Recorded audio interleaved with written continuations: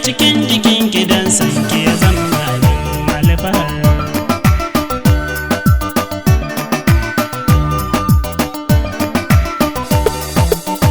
Na yarda da ke Aisha, ki fi can a cikin ɗaimuwa.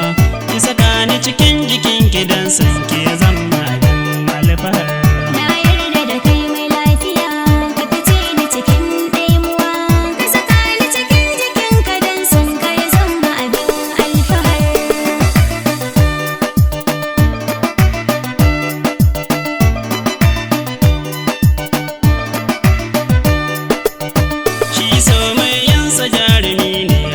So bai misaltuwa, sanadin sau'yansu ba su duniya, wasu koya sa su imuwa.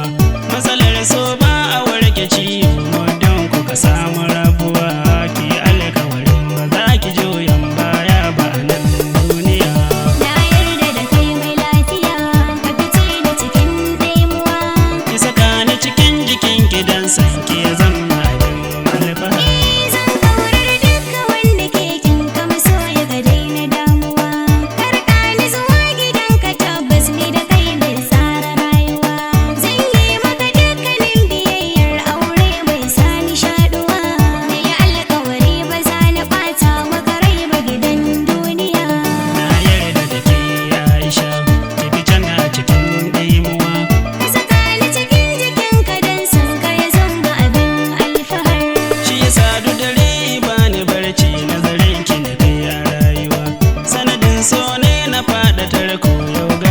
Na zautuwa, wurin aiki na ji na kasa